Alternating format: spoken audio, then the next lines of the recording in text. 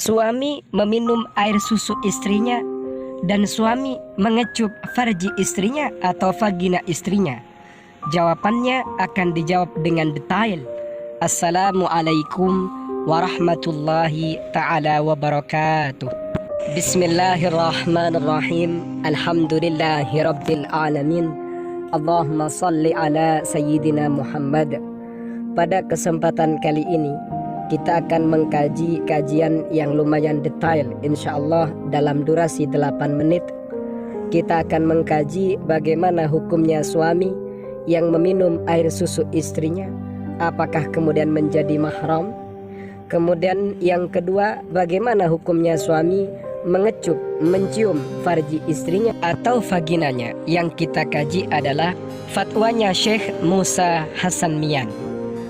Qad afta, sungguh telah memberikan fatwa katsirun min ulama'il Islam, siapa mayoritas ulama Islam, minal akademina, ulama Islam klasik, wal muasirina, dan ulama Islam kontemporer, bijawazi masir rajuli, dengan bolehnya menghisapnya suami li thadyi zawjatihi, pada payudara istrinya, walau syariba, andai saja sang suami meminum, min labaniha, dari air susu istrinya, wala yahsulu, dan tidak hasil, tidak terjadi tahrimun, apa kemahraman, ala sahihi, menurut kaul sahih, li'anna tahrima, karena sesungguhnya pengharaman atau kemahraman, fir radai, dalam mahram radha atau mahram sepersusuan, fisanataini al-ula, pada 2 tahun yang pertama, minal wiladati, dari kelahiran, ala sahihi, menurut kaul yang sahih,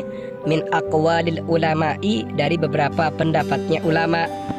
Katanya kitab ini, banyak atau mayoritas ulama Islam sungguh telah berfatwa, baik ulama Islam klasik maupun ulama Islam kontemporer, boleh bagi suami menghisap payudara istrinya, dan andai saja sang suami juga meminum air susunya, maka juga tidak terjadi pengharaman, tidak terjadi kemudian kemahraman, menurut pendapat yang sahih. Kenapa? Karena pengharaman atau menjadikannya mahram dalam urusan mahram rodok, atau karena disebabkan persusuan, itu bisa terjadi pada 2 tahun yang pertama dari kelahiran, menurut kaul sahih.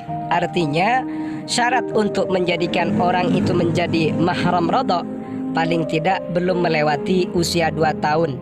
Misal ada si A nyusu sama ibu yang bernama Widiawati, dan si A ini masih umur 1 tahun lebih 1 bulan.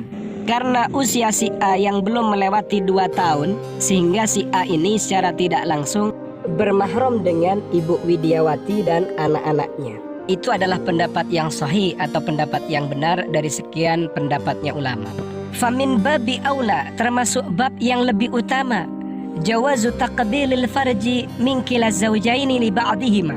Termasuk bab yang lebih utama, maksudnya begini, wong menghisap payudaranya saja boleh, apalagi mengecup, menjilat, menghisap alat kemaluan pasangannya, baik suami yang menghisap farji istrinya atau istri yang menghisap zakar suaminya di kulum-kulum misalnya, yaitu boleh, sangat boleh.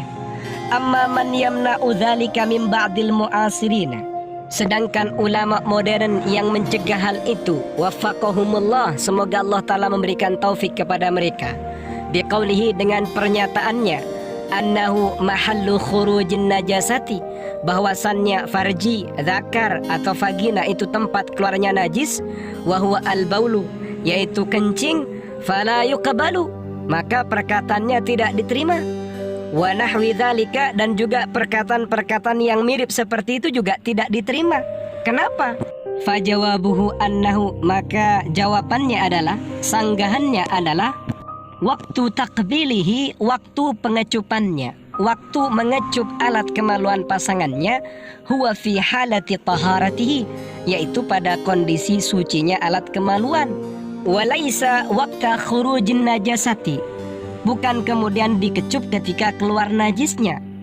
Bidalili annal insana yastanji, dengan dalil bahwasannya manusia ini beristinja, bersesuci, wa yaghsilu, dan membasuh al-mahalla, pada tempat keluarnya najis, ba'da khurujin najasati, setelah keluarnya najis, wa yaqbalu, dan menerima Allah, siapa Allah, taharatahu, apa kesuciannya, ba'dal wudu'i, setelah wudu, ayyaqifa, ia berdiri, berdiam, baina yadaihi, di hadapan Allah, tahiran, dalam keadaan suci.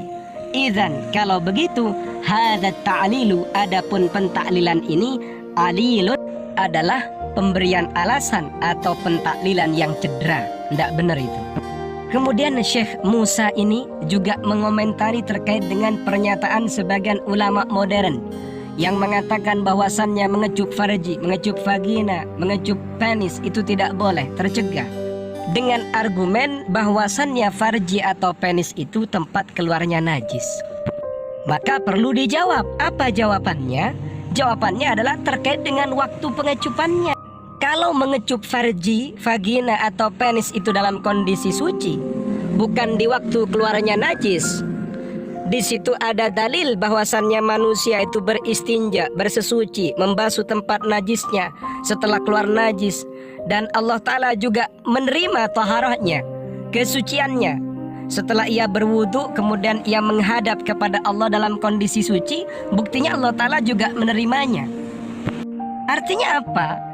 Para suami itu kan ngecup vagina pasangannya, mengecup zakar suaminya, itu kan dalam kondisi suci.